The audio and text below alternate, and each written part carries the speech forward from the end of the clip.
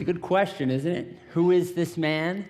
It's perhaps the greatest question you really could wrestle with throughout your life. And I'm sure you've asked it from time to time. Certainly the story of Jesus, the legend, perhaps even the myth of Jesus you're no stranger to that. And this is a question we're going to be chasing down over the next 4 weeks or so. And here, I just want to let you know where we're going to be headed, and then we'll jump into what we're going to do today. But over the next 4 weeks, we're going to ask and answer some of these key questions about who Jesus was. Can we really believe the stories that we have about him, or has that stuff kind of been exaggerated? Has the myth kind of grown over time? That's what we're going to explore today. And then next week, Mark Stensey's going to be back, and he's going to explore specifically the resurrection. I mean, seriously? Like, do we really, at our core, believe that this guy lived like everybody else, died like everybody else, and then, like no one else ever has before or since, came back to life, never to die again? Really?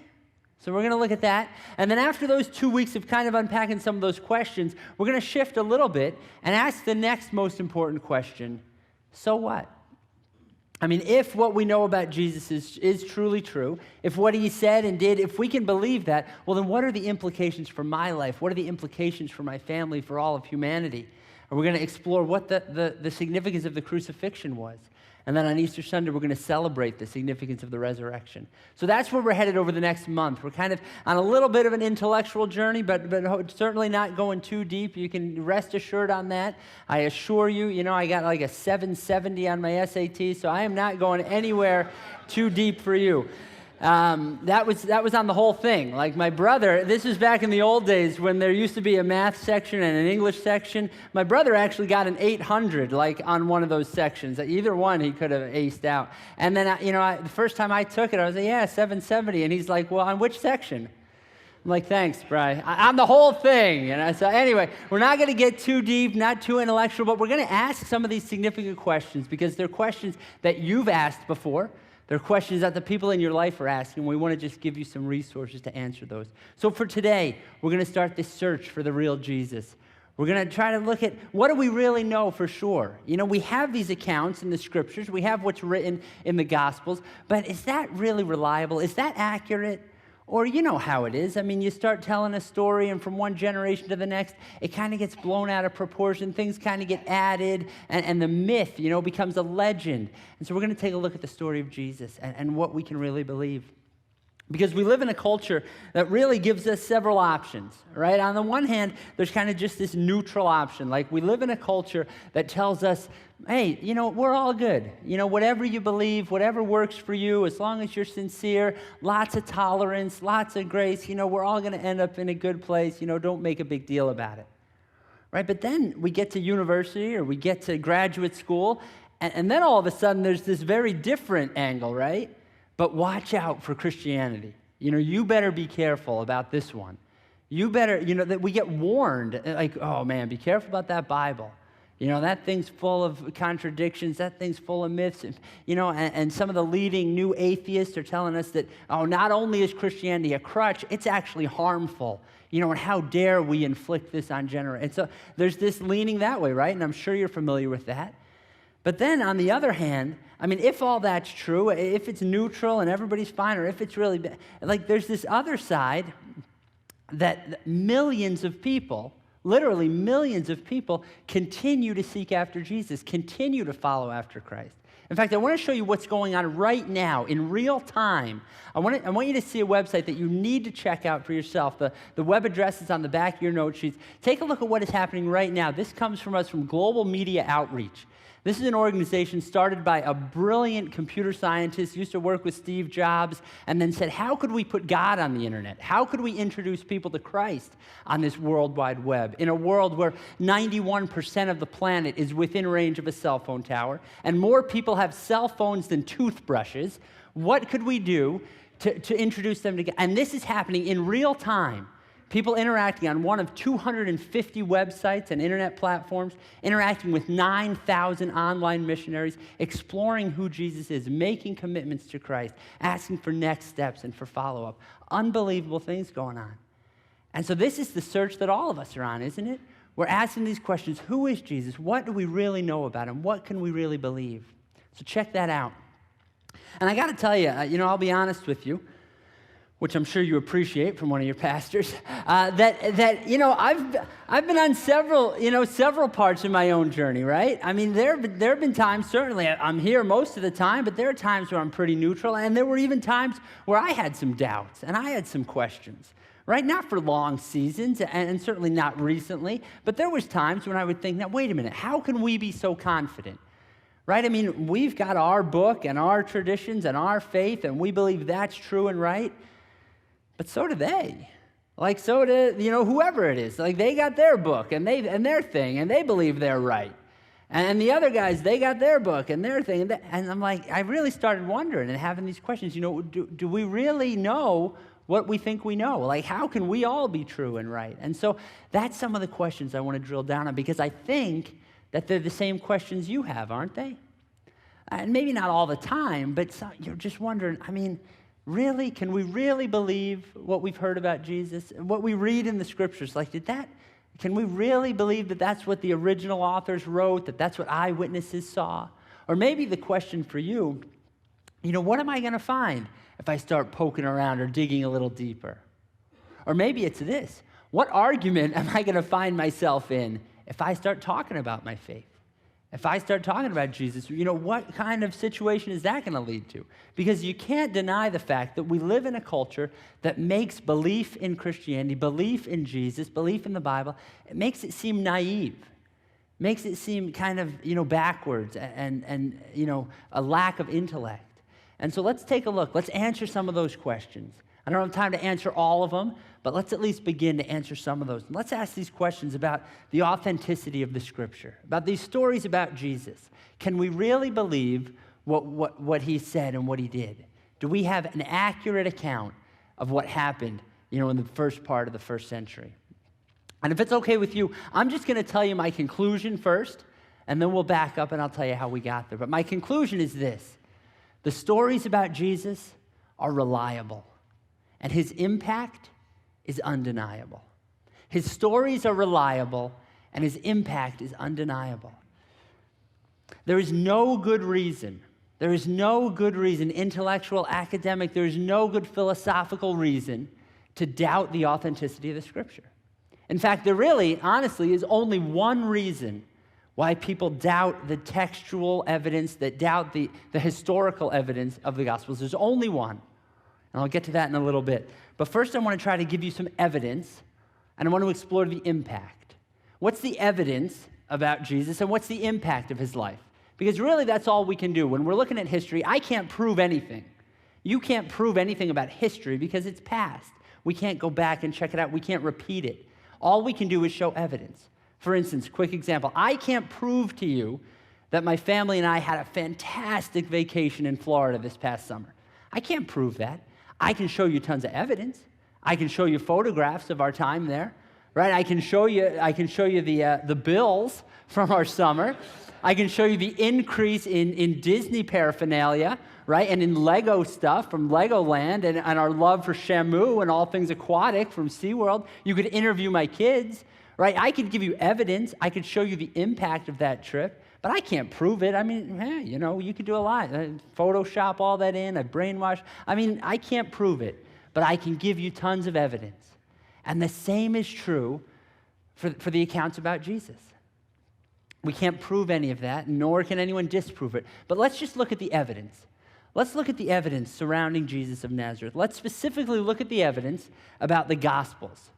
Right, and so this goes back to one of the things I've already mentioned, and it's a common misconception, that we have our book and the other religions, they have their books. No, we don't. We don't have a book.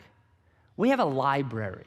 We have a collection of 66 individual ancient documents. You open up your Bible and it's all bound together, Genesis, Exodus, and on and on. Every one of those is a separate ancient document.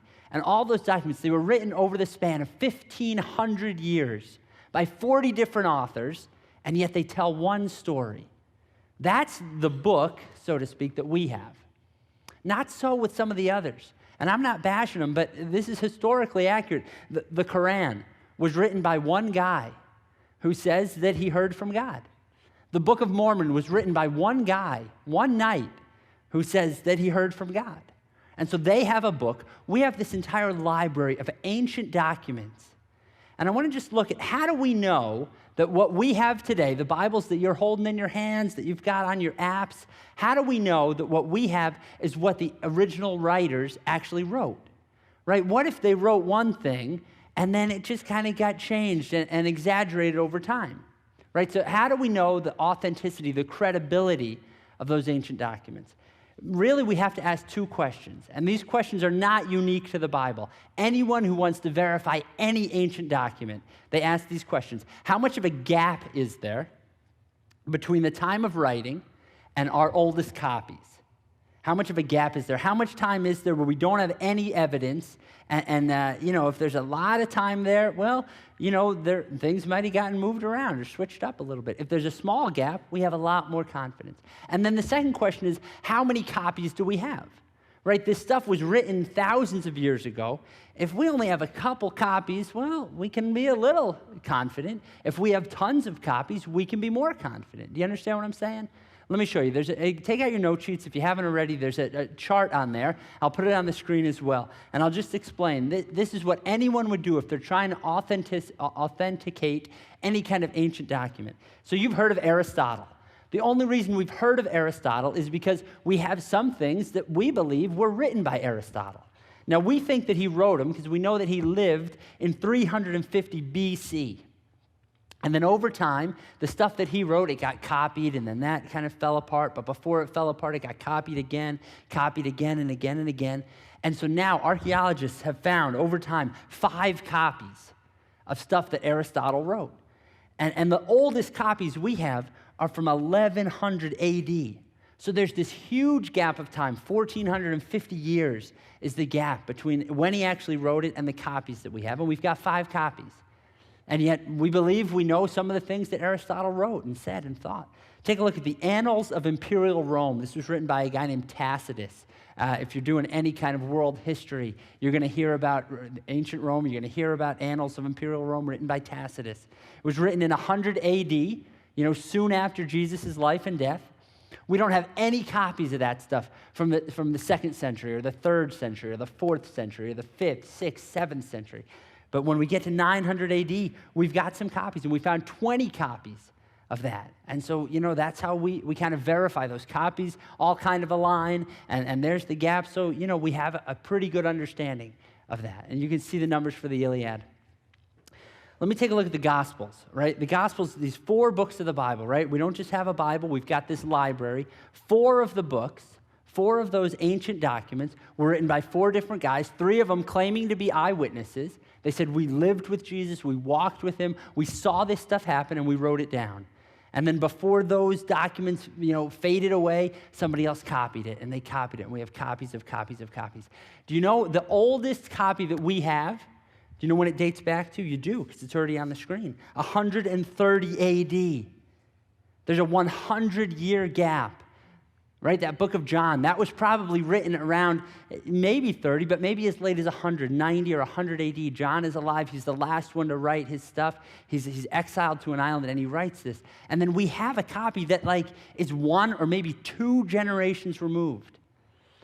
And just before I show you this last number, just turn to somebody next to you. You can see how many copies we have of these other ancient documents. Take a guess at how many copies you think we have of the New Testament. Just go ahead to someone next to you, just pick a number. How many copies do you think we have? Did anyone guess 24,000? Huh? No, you didn't guess that unless you have heard this talk before, or you're just amazingly smart, or just thought you'd highball it. 24,000 copies in all kinds of different languages that all align with one another. The oldest ones are 100 years from the time of the writing. I mean, if anything from the ancient world can be trusted, if any of the writings that we have from antiquity are reliable, the Gospels are more so. It is no exaggeration to say that the books of the Bible are the best preserved documents in history. In history. 24,000 copies. The oldest ones are just a generation away from the original writing. So that's what, do you want to see the oldest one? That piece that was found in 100 AD, do you want to see it? I have it, not with me. It's in a library, it's in Manchester, England. It was found in Upper Egypt. It's this manuscript, and it comes from the book of John. Do you want to hear what it says? I love this. This was dated to like 100 AD. So John probably didn't write this, but maybe his son or his friend, maybe this is so close to when it was actually written. And here's what it says. It's Jesus talking to Pilate right before he was crucified. And Pilate says, "You are king then," said Pilate. Jesus answered, "You are right in saying I am a king. In fact, for this reason I was born, and for this I came into the world, to testify to the truth. Everyone on the side of truth listens to me." I love the fact that this document that is one of 24,000, that this document that comes so close to the original writing, this document that gives the Bible such amazing authenticity, it's a document all about truth. And the fact that everyone on the side of truth is going to realize the evidence slanting in Jesus' direction.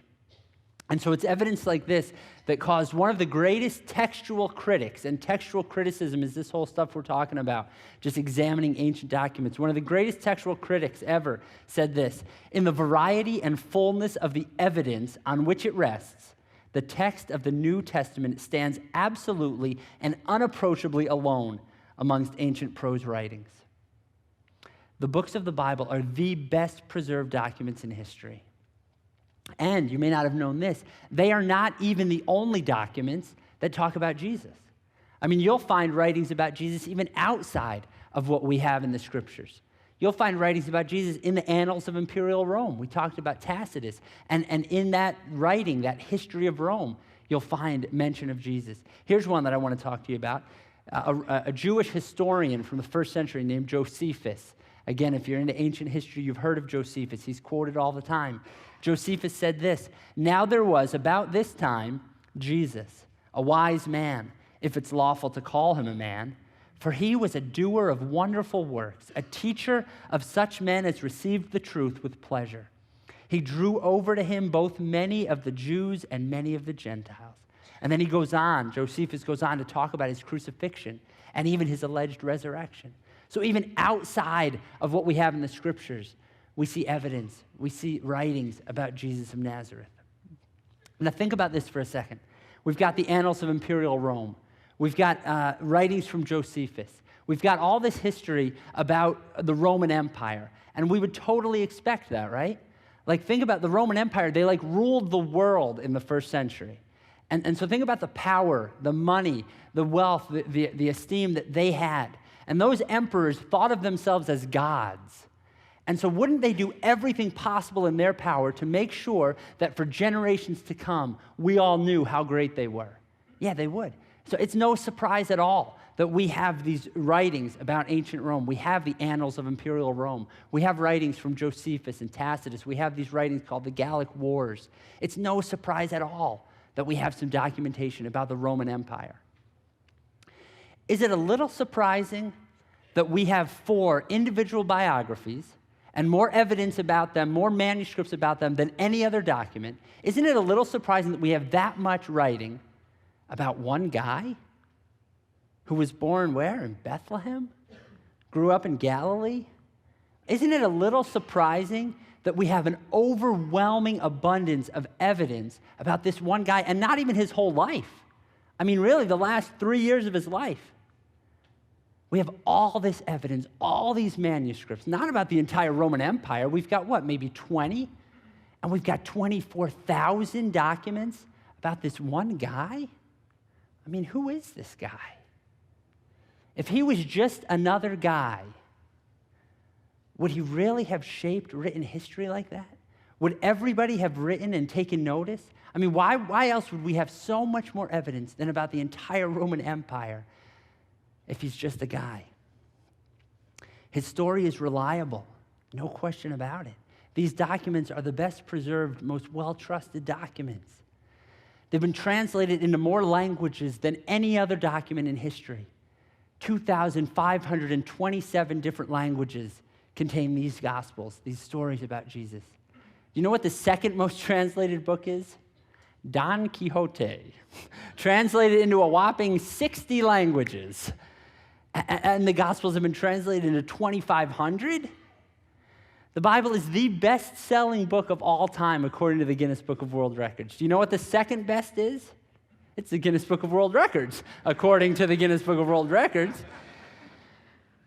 These documents are reliable. What we read about Jesus in the Gospels, they were written by eyewitnesses who were there, who told us what they saw, and who had people right there who were going to keep them honest. And then they went to their graves, killed because of what they had written, what they had seen, what they had experienced. The evidence is undeniable. So now I want to shift gears a little bit, and I want to not only talk about the evidence, but I want to talk about the impact. What impact did Jesus of Nazareth have? What shifted around 30 AD, 33 AD? What is different now in the generations to come than it was before? And most of what I'm going to share now comes from a book that I just finished called Who is This Man? By John Ortberg. Early on in the book, he says this: on the day after Jesus' death, it looked as if whatever small mark he left on this world would rapidly disappear. Instead, his impact on human history has been unparalleled. And he goes on to talk about how normally when people die, their impact starts to diminish, right? And not saying that they don't have a legacy, not saying that their name or stuff they did doesn't live on. But after you die, you have less of an impact than when you were alive, right? I mean, think about it. It was just 10 years ago that we had Bob Hope, we had Johnny Cash, we had Steve Jobs. And now what do we have? We have no Cash, we have no Jobs, we have no hope, all right? All right. But you get my point, don't you? My point is that after they died, they're not still writing music. They're not still making, records. They're not still building technology. After those guys died, whatever legacy they have, their impact starts to diminish. Not so with Jesus. Jesus inverted the normal human trajectory. Jesus' impact was greater 100 years after his death than it was on the day of his death. Jesus' impact 500 years later was even greater than that. 1,000 years after his death, it was the life of Jesus that laid the foundation for most of Europe. 2,000 years after his death, where we sit today, there are more people who believe in him in more places than any other time in history. Who is this man? I mean, how do you have that kind of impact and a growing exponential impact year after year, generation after generation, millennia after your death?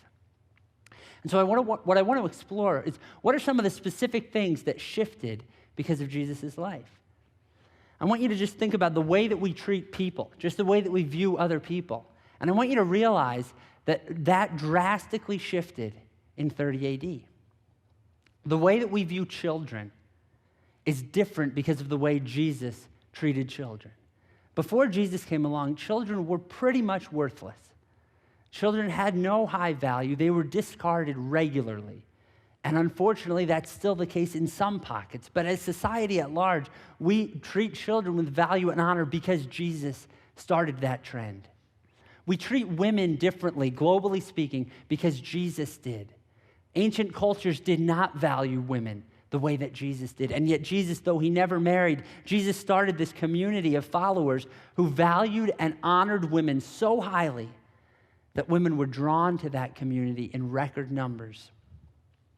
The way that Jesus treated the suffering, the malformed, the diseased, the enslaved, led to this idea that every single individual, no matter if we think they're defective or not, every single individual matters to God, and that those who are able to help ought to do so. And it was the followers of Jesus who began to give people proper burials. It was the followers of Jesus who formed places called hospitals. It was the followers of Jesus who ran in when everybody else was running out and took care of people that were plagued, took care of people that were sick. That was because of Jesus. Enemies became worthy of love because of Jesus. Forgiveness became moved from a weakness to an act of moral beauty because of Jesus. Have you heard of this ride called It's a Small World After All? I've been on it. I can't prove that I've been on it, but you're going to have to believe me. I could show you evidence that I've been on it. And I could sing the little song for you. And if I did, it wouldn't leave your mind for the rest of this evening. So I won't do that. But just think about that idea for a second. Where did that idea come from? This idea of gathering the peoples from all over the world, gathering people from different nationalities and genders and races. Where did that idea come from? Tell me, where before Jesus was this idea of a movement that would actively seek to include every single human being, regardless of nationality, ethnicity, status, income, gender, moral background, or education? You're not going to find a movement like that anywhere before Jesus. In fact, you're not even going to find that idea anywhere before Jesus. That was Jesus' idea, and it is happening. The way that we view people, young, old, healthy, sick, like us, unlike us, the very way that our society and our world today views people shifted in the first century because of one person. Let's talk about some other areas. Let's talk about art. Jesus was born into the nation of Israel. He had Jewish heritage. And the Jews, as you think back to the Old Testament, you think back to the Ten Commandments, they didn't have any religious artifacts. They weren't allowed to make graven images or idols to their God, right? And so you would think that ancient Israel, that they had no art. And so you would think that Jesus coming out of that would probably follow suit. And yet you'd be mistaken. Jesus and his followers did not, as both friend and foe might have expected, bring about the demise of religious art. On the contrary, he was responsible over the next 15 centuries for a massive and magnificent outpouring of creativity that is probably without parallel in the entire history of art. All of human art changed because of Jesus and his followers. Think about the impact that Jesus of Nazareth had on music. And we could talk about this for a while, but I'll just mention one guy, Johann Sebastian Bach. You've probably heard of him. His music revolutionized music as it was known. Before every piece, he would write these two letters, JJ, on the top. Jesu Jusa, Jesus, help me. And at the end of every piece, he would write SDG, Soli Deo Gloria, to the glory of God. And his music and the music of his contemporaries was set out to tell the story of Jesus, was to show the magnificence of God's creation and God's redemption. And we can see the fingerprints of Jesus in his music. We can see the fingerprints of Jesus throughout art, throughout architecture. What about language and learning? I don't know if you've ever thought about this, but there was a time in his life where Jesus shifted careers. Jesus used to be a carpenter, just like his father. And yet there was this day where he decided to become a rabbi, to become a teacher, to embrace education, to hold a high value to knowledge. And then he went on to tell people to love God with all your mind. And the fact that Jesus valued knowledge and valued the intellect led his followers to have such reverence for learning that in time, his movement, the movement of Jesus, is what would give rise to libraries and guilds of learning. Eventually, places like Oxford, Cambridge, Harvard, and Yale, virtually the entire Western system of education and scholarship would arise because of Jesus' followers. And I'm not just learning, but even language itself would arise because of Jesus' followers. If it weren't for Jesus, we would have no Dante, who wrote this thing called the Divine Comedy, which went on to become the primary shaper of the Italian language. Thanks to Jesus, we have Martin Luther, who went on to translate the Bible into German. And that book became the primary shaper of the German language. It was thanks to Jesus that we have the King James Version of the Bible. And that book, along with the writings of Shakespeare, became the critical writings that would shape the English language. Thanks to Jesus, there was a man named John of the Cross, who was known as the finest poet in the Spanish language, and obviously shaped that language. In fact, even Latin did not become a world-class language until Jerome translated the Bible into Latin, known as the Latin Vulgate. You look at those languages and you think about the way that those languages have shaped civilization. And those languages were shaped by Jesus of Nazareth. Who is this man? Let me share with you just some of the critical acclaim, some of the things that have been said and written about Jesus by some of the brightest and greatest minds of our time. If you're in the academic world, you know that if you were to write a journal article, or if you were to write some scholarly piece, the way that academicians keep score is by how often their writing is quoted by other writers. So just by using that secular score, Jesus' intellectual impact is unprecedented. Listen to what a Harvard professor, Harvey Cox, said. The words of the Sermon on the Mount are the most luminous, most quoted, most analyzed, most contested, most influential moral and religious discourse in all of human history. That may sound like an overstatement, but it is not. Historian H.G. Wells marveled that after 2,000 years, a historian like myself, who doesn't even call himself a Christian, finds the picture centering irresistibly around the life and character of this most significant man. The historian's test of an individual's greatness is, what did he leave to grow? Did he start men to thinking along fresh lines with a vigor that persisted after him? By this test, Jesus stands first.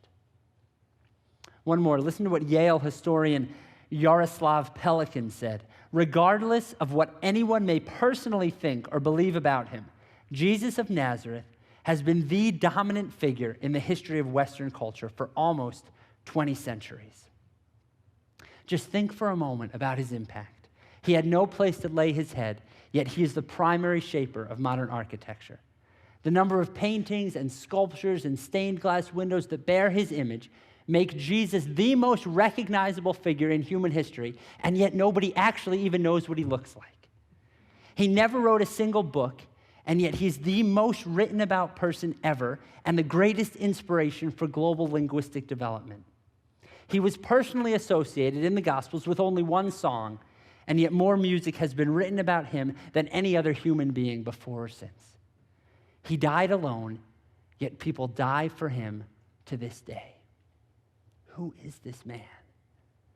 It's unmistakable that if you look back over history, from the beginning of time until these moments, something shifted. No, everything shifted in about 30 to 33 AD. Everything shifted. And we have these four Gospels that have been translated and that have been copied thousands of times. And we have shifts in art and music and architecture and language and intellect and the way we treat people. Everything changed because of this one man. It's almost as if God himself came to visit us. And that is exactly what happened. That's who this man is. None other than the Son of God in the flesh. And the historical accuracy about those documents is reliable. And the impact of that man, Jesus of Nazareth, is undeniable. Now, I told you that there is one reason why people would deny the historical accuracy of those documents. There's one reason why people would discredit these eyewitness accounts. Do you want to know what it is? They've decided ahead of time that they cannot accept the supernatural.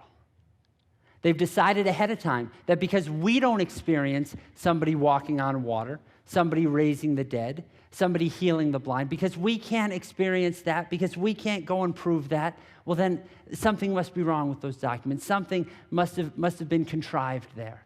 And they don't look at the evidence objectively. They come into it with a bias that anything that smells of the supernatural we need to get rid of because we don't live in that kind of world today. And because we haven't experienced it, there's no way that they could have experienced it either. Because if you look at those documents with fresh eyes, if you go into that without a bias, you'll realize that those documents point to the fact that God himself came to visit us. And if God came to visit us, we'd better pay attention to what he said and what he did. And if you're unwilling to do that, you need to find another way to explain the unmistakable impact and the undeniable reliability of these documents. For me, I'm going to go with the evidence that's undeniable. And for you, I'm going to leave it up to you to decide. And I'm going to encourage you to just take 3 steps after we leave together today. I want you to explore, and I want you to follow, and I want you to share. I want you to explore. Those questions that you have, those doubts that you might have, nothing wrong with that. That's fine. In fact, that's probably healthy, right? I'd actually be a little nervous if you just signed on the line and drank the Kool-Aid. Okay, you should explore it. You should figure it out for yourself. You may think the Bible's full of errors, contradictions. You expect me to believe that? So read it. Read it for yourself. Over this next month, I challenge you, read the book of John. In fact, we're going to help you. Out at the Welcome Center today is a little devotional, a 21-day journey through the book of John. We're also going to post it on our Facebook page every single weekday. This is in place of the app notes that we usually give you. We want you to just stick in one book for the rest of this month. Read through the book of John. Check out our Facebook page. Grab one of the booklets at the Welcome Center and just read it for yourself. Explore these accounts, these ancient documents written by eyewitnesses. And if you want further study, I listed some books there on the back, some books that are going to help you answer some of these tough questions. Excellent books that I'd recommend on varying degrees of intellectual rigor.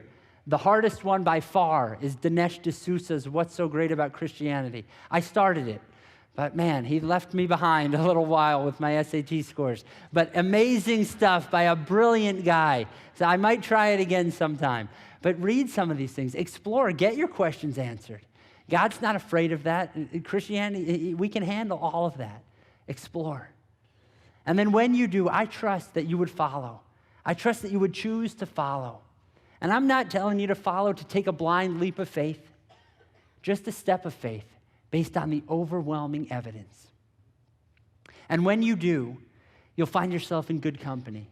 You'll find yourself among some of the greatest minds and figures of our time in human history who have engaged their heads, opened their hearts, and bowed their knee to Jesus of Nazareth. But whether you choose to follow him or not, you have to answer this question: who is this man? And I want to tell you to be careful about how you answer it. Listen to what C.S. Lewis said. A man who was merely a man and said the sort of things that Jesus said, he wouldn't be a great moral teacher. He'd either be insane or else he'd be the devil of hell. You must make your choice. Either this man was and is the Son of God, or else insane or something worse. But don't let us come up with any patronizing nonsense about his being a great human teacher. He hasn't left that option open to us. He didn't intend to. So let's not just pretend that we can just say he's a good man like so many others that have come before. That's not an option. Explore what he said, explore the evidence, and decide for yourself. And then, trusting that many of you, like myself, have chosen to follow, share what you found. Jesus did not come to be kept a secret. Share him. He's not meant to be kept to ourselves. He is the way that people are looking for. He is the truth that we're searching for. He is the life that we're all longing for. And I realize it's challenging sometimes to talk about him. I realize that might get you, in a difficult way in conversations, but it'll be worth it. Don't let that stop you. Get over your fears, get over yourself, and tell people what you've found. And I bet what you will find is that most people are not looking for a fight. They're looking for a friend. They're looking for someone who truly cares about them, who will forgive them and accept them and show them grace and love and point them to God. You could be that person for the friends and family in your life. You could be that person for the neighbors and coworkers that come your way. His story is reliable. His impact is undeniable. Explore, follow, share. Let me leave you with one verse that I providentially came across just this week in my own reading of the book of John.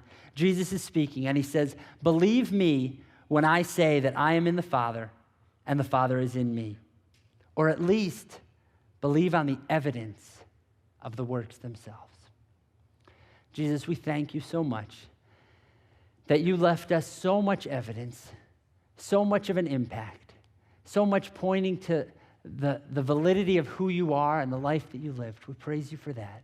And I pray that we would be bold in seeking that out. We would be bold in following after you, and we would be bold in sharing who you are and the difference that you've made, not only in human history, but in our story as well. It's in your amazing name that we pray. Amen.